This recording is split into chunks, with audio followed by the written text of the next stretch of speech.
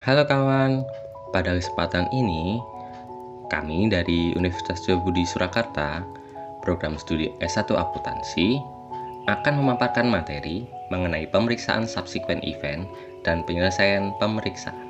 Sebelum lanjut ke materi, kami akan memperkenalkan diri.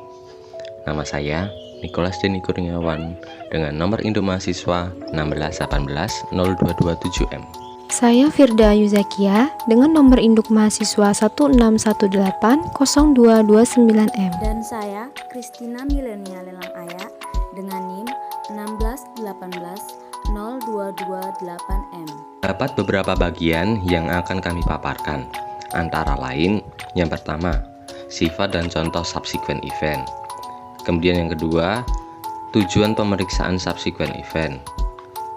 Yang ketiga, ada prosedur pemeriksaan subsequent event. Dan yang terakhir, mengenai penyelesaian dan pemeriksaan akuntan. Sifat dan contoh subsequent event.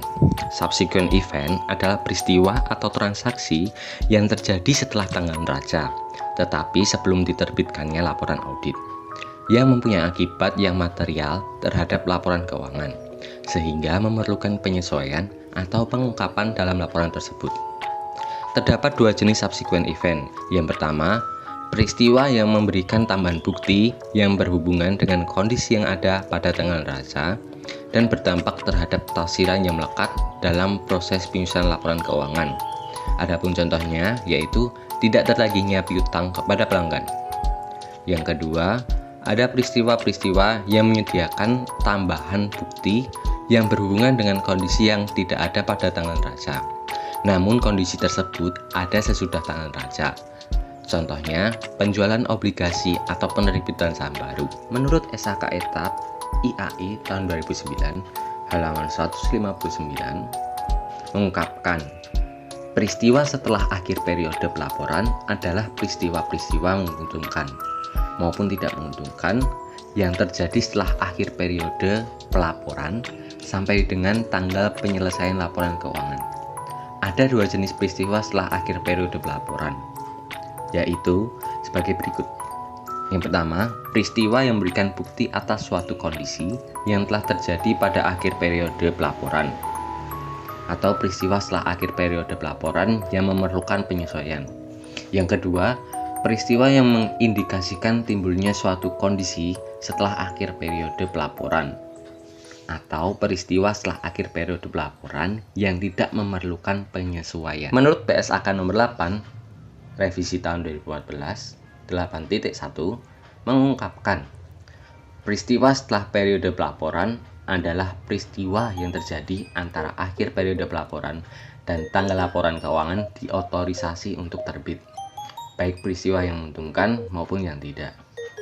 Peristiwa-peristiwa tersebut dapat dibagi menjadi dua jenis, yaitu yang pertama, peristiwa yang memberikan bukti atas adanya kondisi pada akhir periode pelaporan atau peristiwa penyesuai setelah periode pelaporan.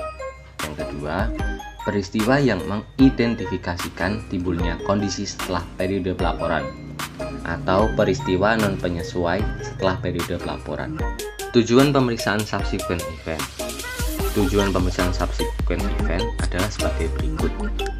Yang pertama, untuk menentukan apakah ada kejadian-kejadian penting sesudah tanggal neraca yang membutuhkan penyesuaian terhadap laporan keuangan atau memerlukan pengungkapan dalam catatannya. Yang kedua, untuk menentukan kemungkinan terjadinya piutang. Ketiga, untuk memastikan bahwa barang dalam perjalanan yang tercantum di neraca per tanggal neraca betul-betul masih dalam perjalanan, sebab ada kemungkinan perusahaan mencatat tiap tahap berbeda. Keempat, untuk memastikan bahwa kewajiban dan beban yang masih harus dibayar yang tercatat merupakan kewajiban perusahaan yang akan dilunasi pada saat jatuh temponya. Dan yang terakhir, yang kelima, untuk memastikan bahwa tidak ada kewajiban perusahaan yang belum dicatat per tanggal neraca. Lanjut, bagian ketiga yaitu prosedur pemeriksaan subsequent event. Prosedur pemeriksaan dibagi menjadi beberapa tahap. Yang pertama, periksa pengeluaran kas sesudah tanggal neraca sampai mendekati tanggal selesainya audit fieldwork. Yang kedua, periksa penerimaan kas sesudah tanggal neraca sampai mendekati tanggal selesainya audit fieldwork. Yang ketiga, periksa bukti penerimaan barang sesudah tanggal neraca sampai mendekati tanggal selesainya audit fieldwork. Yang keempat, periksa bukti pengeluaran barang sesudah tanggal neraca sampai mendekati tanggal selesainya audit fieldwork. Prosedur pemeriksaan yang kelima yaitu periksa cut-off pembelian dan cut-off penjualan. Tujuannya yaitu untuk mengetahui apakah ada pergeseran waktu pencatatan pembelian dan penjualannya. Prosedur pemeriksaan yang keenam yaitu baca pelaporan keuangan interim untuk periode sesudah tanggal neraca. Tujuannya untuk mengetahui apakah di periode sesudah tanggal neraca terdapat hal-hal yang unusual. Yang ketujuh, minta salinan notulen rapat direksi, dewan komisaris, pemegang saham, dan pelajari notulen tersebut untuk mengetahui apakah ada komitmen yang dibuat perusahaan dan baru dipenuhi di periode setelah tanggal neraca. Yang kedelapan, lakukan tanya jawab dengan pejabat perusahaan yang berwenang. Prosedur pemeriksaan yang kesembilan, kirim konfirmasi ke penasehat hukum perusahaan untuk mengetahui apakah perusahaan mempunyai masalah hukum di pengadilan. Yang ke-10, analisa perkiraan professional fee untuk mengetahui apakah ada pembebanan fee dari penasehat hukum perusahaan yang menyangkut perkara di pengadilan. Yang ke-11 dan yang terakhir yaitu dapatkan surat pernyataan langganan. Berikut adalah contoh pengeluaran kas sesudah tanggal neraca. Kami juga menampilkan contoh dari penerimaan kas sesudah tanggal neraca.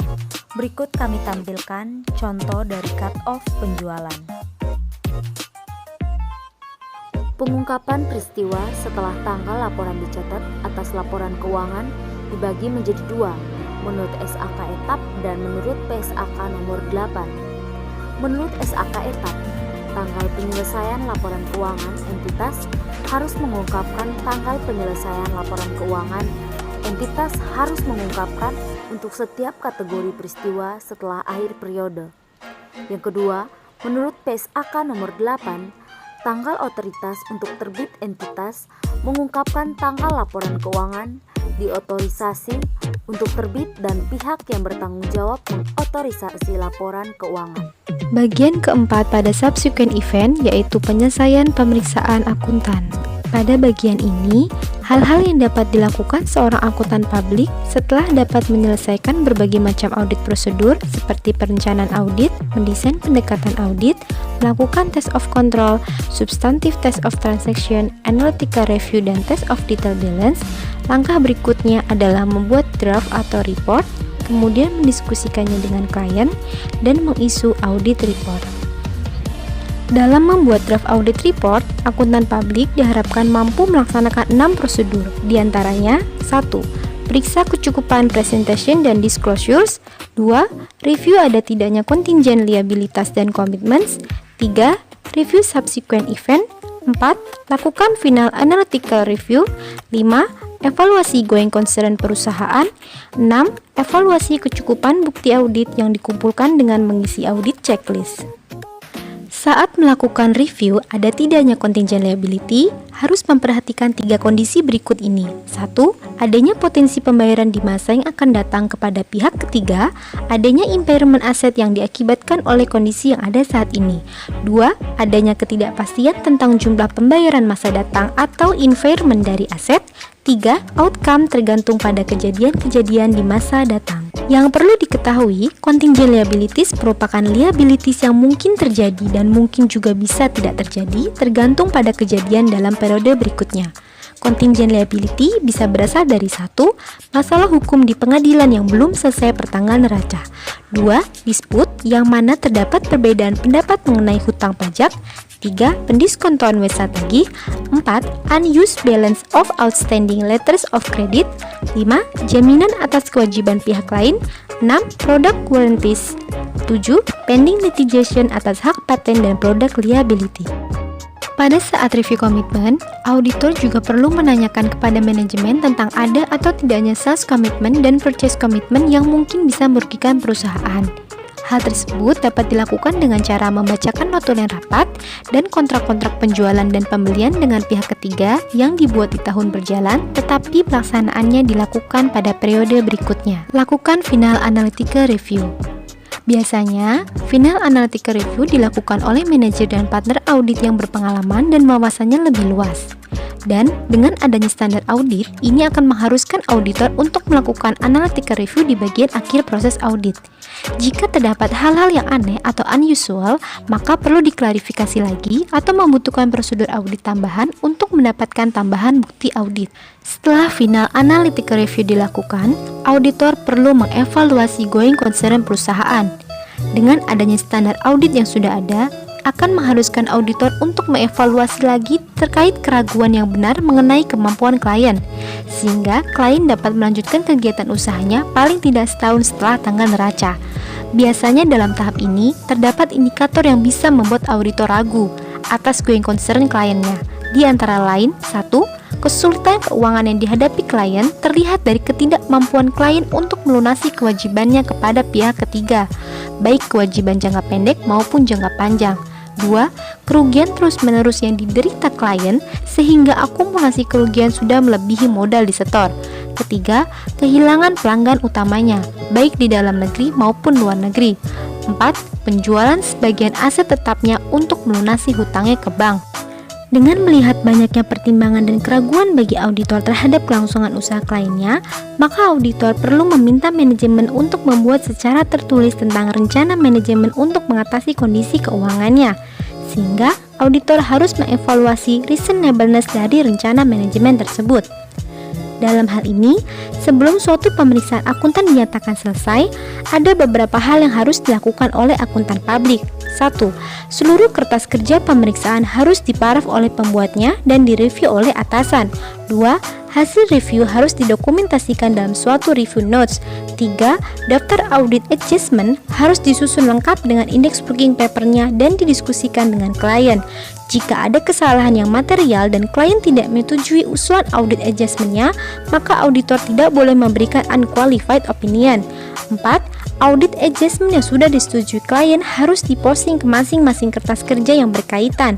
5. Draft report disusun oleh auditor in charge, dalam hal ini yaitu pimpinan tim audit, yang kemudian direview oleh audit manager dan audit partner.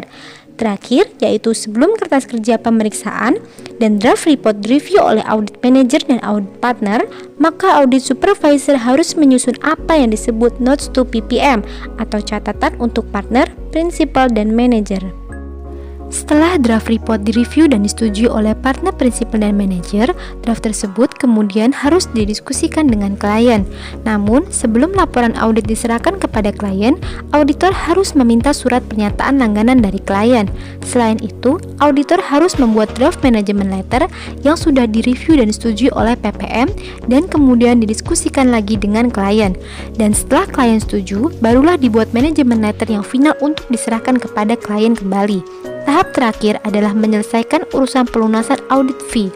Audit fee tersebut ditambah PPN 10% dan dikurangi PPh 23 sebesar 7,5%. Dalam audit working papers, harus dicantumkan catatan untuk audit pada tahun berikutnya yang berisi hal-hal yang penting untuk dipertimbangkan dalam audit tahun berikutnya.